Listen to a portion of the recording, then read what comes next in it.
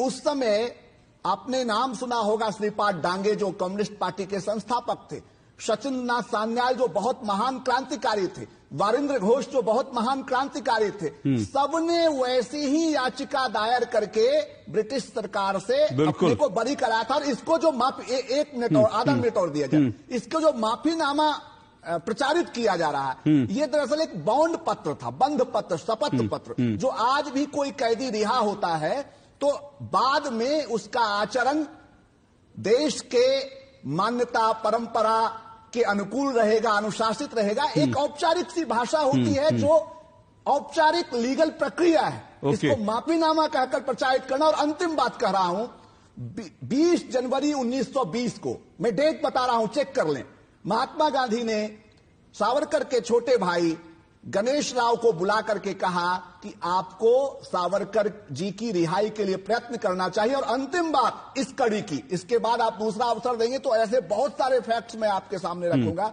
26 मई 1920 को young India में गांधी जी ने एक लंबा लेख लिखा है और उस लेख में सावरकर अकेले ऐसे क्रांतिकारी थे जिनके तीनों भाई स्वतंत्रता आंदोलन में भाग ले रहे थे और 2 को काला पानी मिला हुआ था। तो गांधी जी ने 26 मई 1920 को यंग इंडिया में एक लेख लिखा और लेख लिखकर सावरकर की रिहाई की पैरवी की थी।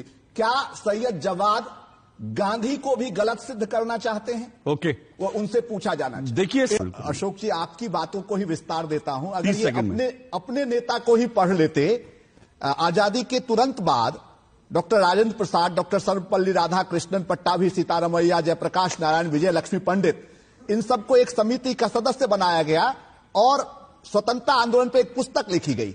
उस पुस्तक का नाम था To the Gates of Liberty. Jawaharlal Nehru ने उसकी प्रस्तावना लिखी। उस पुस्तक में 2 लेख वीर सावरकर के सम्मिलित थे और सावरकर के नाम के साथ वीर विशेषण जुड़ा हुआ था।